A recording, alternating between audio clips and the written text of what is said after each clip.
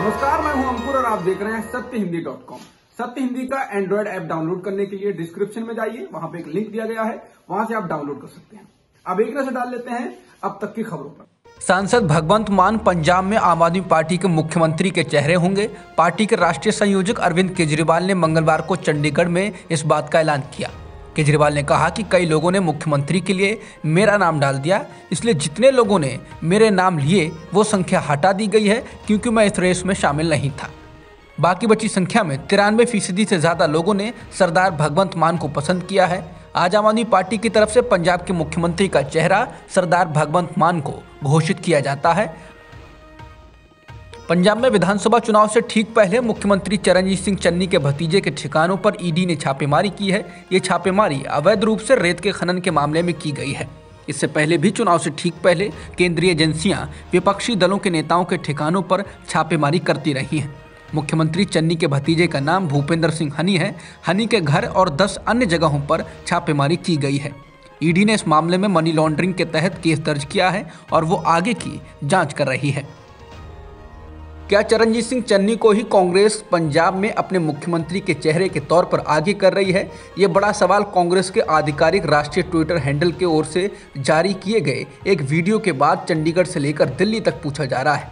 इस वीडियो में अभिनेता सोनू सूद कहते हैं, असली चीफ मिनिस्टर वो है जिसको जबरदस्ती कुर्सी पर लेकर आया जाए, उसे बताना नहीं पड़े कि मैं चीफ मिनिस्टर का कैंडिडेट हूं और मैं डिजर्व करता हूं।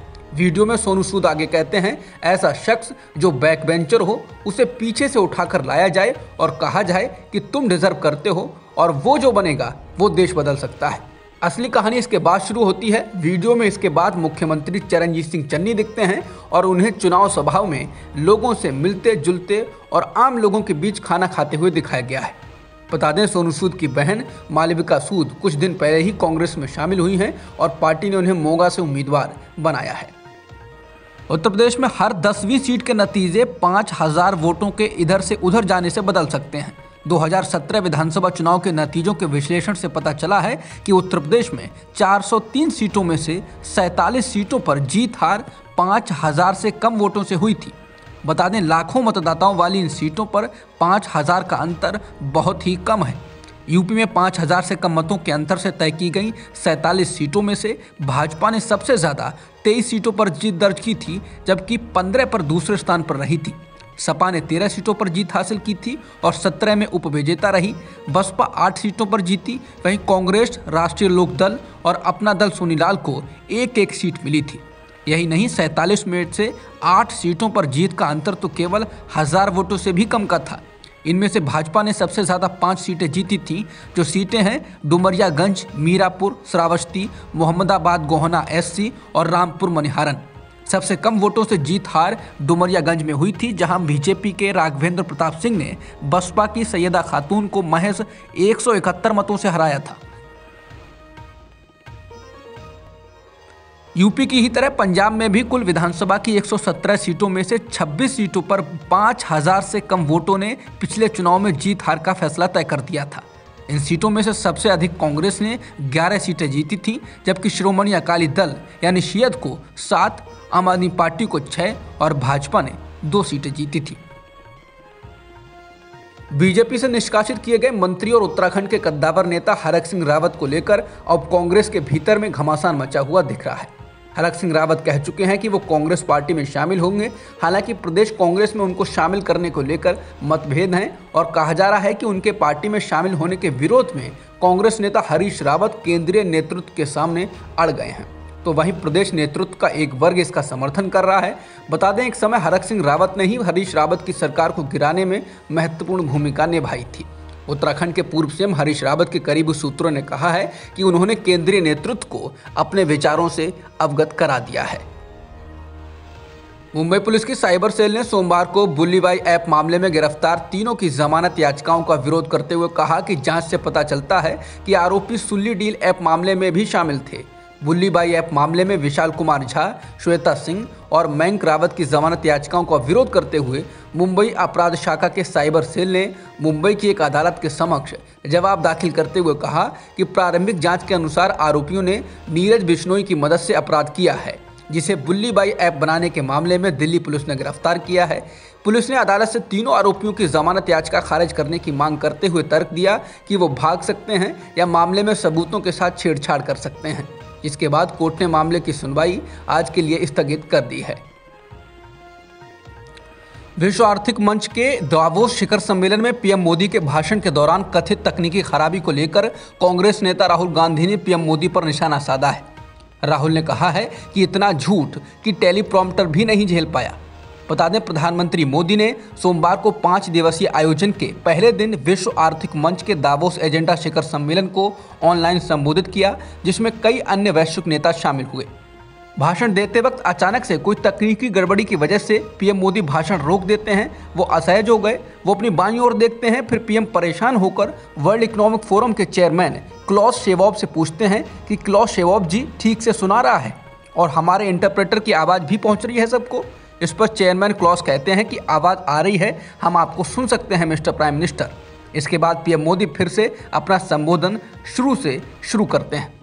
विपक्ष का आरोप है कि पीएम टेलीप्रॉम्प्टर से भाषण पढ़ रहे थे और उसके खराब होने के बाद वो बोल नहीं पाए। बता दें, टेलीप्रॉम्प्टर एक स्क्रीन होता है जिस पर भाषण लिखा हुआ होता है, जिसे पढ़कर नेता और एंकर अपने भाषण पढ़ते हैं। वहीं इस घटना के अन्य वीडियो से दावा किया जा रहा है कि टेलीप्रॉम्प्टर की गड़बड़ी नहीं, मामला कुछ और था। प्रधानमंत्री नरेंद्र मोदी ने दावोस शिखर सम्मेलन को संबोधित करते हुए कहा है कि भारत में ये निवेश का सबसे शानदार मौका है।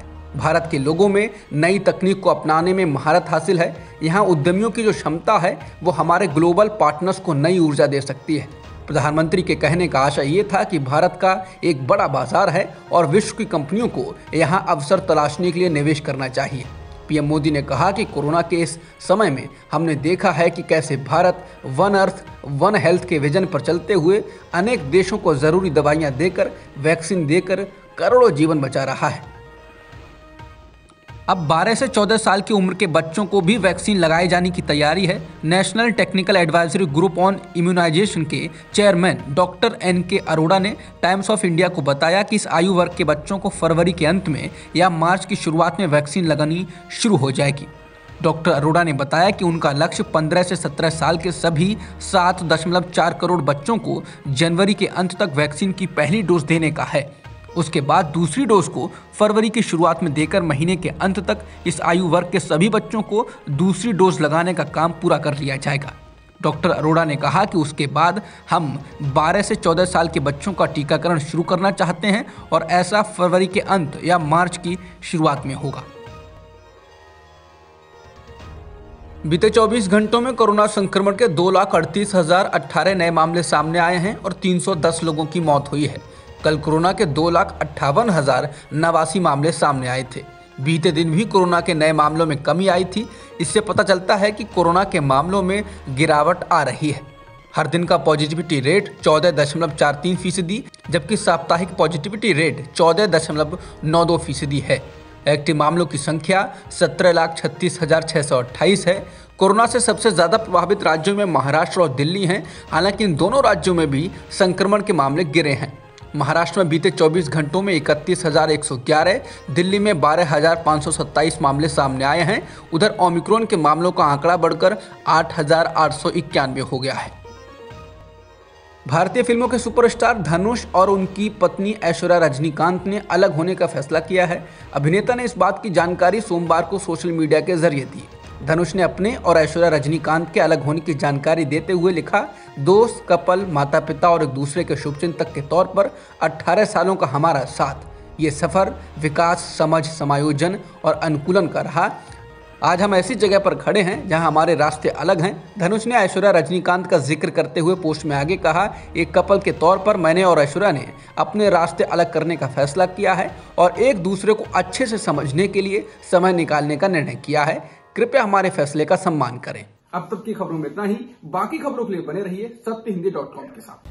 सत्य हिंदी का ऐप डाउनलोड करें गूगल प्ले स्टोर पर।